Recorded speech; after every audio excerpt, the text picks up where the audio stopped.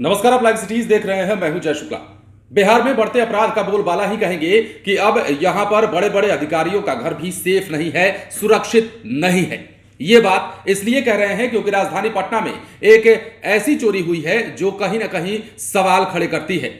सवाल इसलिए क्योंकि बिहार में अब आईपीएस अधिकारी के घर में भी चोर घुसने लगे हैं और घर में घुसकर उत्पात मचाने लगे हैं, और यहां तक कि घर में लॉकर और तिजोरी का ताला तोड़ करके बेधड़क लाखों की चोरी कर ले रहे हैं, वो भी एक आईपीएस अधिकारी के घर में। और यह वाकया हुआ है राजधानी पटना में। राजधानी पटना के राजीव नगर इलाके की घटना है और यहां पर चोरों ने बड़ी घटना को अंजाम दिया है। एक आईपीएस अधिकारी के घर में घुसकर चोरी की वारदात को अंजाम दिया है और लाखों का माल उड़ा कर लेके चले गए हैं। देखिए, अगर विस्तार से हम बात करें तो राजीव नगर थाना क्षेत्र के अशोकपुरी कॉलोनी की यह बात है, जहां पर आईपीएस अधिकारी के घर में घुस गए 3 चोरों ने अलमारी का लॉकर तोड़कर करीब 10 लाख की ज्वेलरी और 5 लाख नकद जो है उड़ा लिया।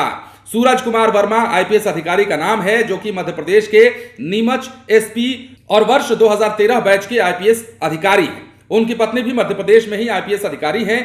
घटना की सूचना मिलते ही राजीव नगर थाने की जो पुलिस है वो मौके पर पहुंची और छानबीन में जुट गई। फुटेज के आधार पर आरोपियों की तलाश जो है वो की जा रही है। इसके अलावा एसपी के पिता नागेंद्र कुमार की अगर हम बात माने, जो उन्होंने पुलिस को बताया है, कहा है कि अपने बेटे के पास वो गए हुए थे। आवास की दूसरी मंजिल पर बने कमरे में उनकी बेटी और पत्नी राजेश्वरी प्रसाद सिन्हा सो रही थी। जब सुबह उनकी नींद खुली तो बाहर से दरवाजा बंद था। इस पर मां बेटी ने वाहन चालक को फोन कर इसकी सूचना दी। चालक पहुंचा तो मामला देखा। देखने के बाद मकान की चहारदीवारी फांदकर परिसर में प्रवेश किया और दरवाजा खोला। पुलिस का अंदाजा है कि तीनों चोर छत के रास्ते से घर में घुस गए और जिस कमरे में मां बेटी सो रही थी उसे बाहर से बंद किया। जिसके बाद ग्राउंड फ्लोर के कमरे में ताला तोड़कर अंदर घुसे। देखा गया कि बंद कमरे की कुंडी को तोड़ा गया है। अंदर का सारा सामान बिखरा पड़ा है। अलमारियां खुली हुई हैं। बेड बिस्तरे जो हैं उथल पुथल किए हुए हैं, मतलब इधर उधर किए हुए हैं। सारे सामान बिखरे हुए हैं। चोर जब चोरी करने आते हैं तो वो ये नहीं देखते हैं कि आपका कौन सा सामान सही से रख दे और कौन सा सामान ठीक से ना रख दे। ऐसे में उन्हें जो हाथ लगा वो इधर उधर फेंकते गए और सामान जो है कीमती जेवरात लेकर के और नगद जो कैश रखे हुए थे घर में वो लेकर के चंपत हो गए।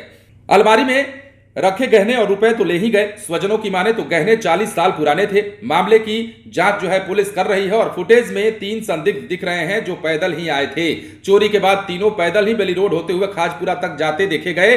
फुटेज के आधार पर पुलिस आसपास के इलाके में दबिश बना रही है। यह भी पता कर रही है कि हाल के दिनों में जेल से कितने शातिर बाहर आए हैं। सबसे खास बात तो यह कि कोई भी अपराधी पैदल आता है, किसी बड़े अधिकारी के घर में घुस भी जाता है। सबसे खास बात तो यह है कि आम आदमी के घर में चोरी अगर होती है, आम आदमी के घर में कोई ऐसी बात होती है तो उसे हल्के में लिया जाता है, उसे चोरी का नाम दिया जाता है। और चोरी अगर गांव देहात में आम लोगों के घर में चोरी होती है तो उसे बहुत बड़ा अपराध नहीं माना जाता, उसे इतना बड़ा अपराध नहीं माना जाता जिससे कि सुर्खियां बने, जिससे खबरें बने। लेकिन चूंकि अब आईपीएस अधिकारी जो कि वरीय पुलिस अधिकारी होते हैं, जो कि सरकार का अंग होते हैं, जिनके पास पावर होती है, ताकत होती है, पुलिस महकमा का बड़ा नाम होता है, उनके घर में भी अब अपराधी घुसने लगे हैं और राजधानी पटना में इसकी बानगी दिखी है। तो सवाल ये कि अब सुरक्षित कौन है और सुरक्षित किसका घर है? क्योंकि सूरज कुमार वर्मा फिलहाल तो एमपी में पोस्टेड हैं, उनका घर यहां पर है, उनके माता पिता जो हैं, परिवार जो है यहीं रहता है, लेकिन पिता फिलहाल उनसे मुलाकात करने अपने बेटे के पास गए थे।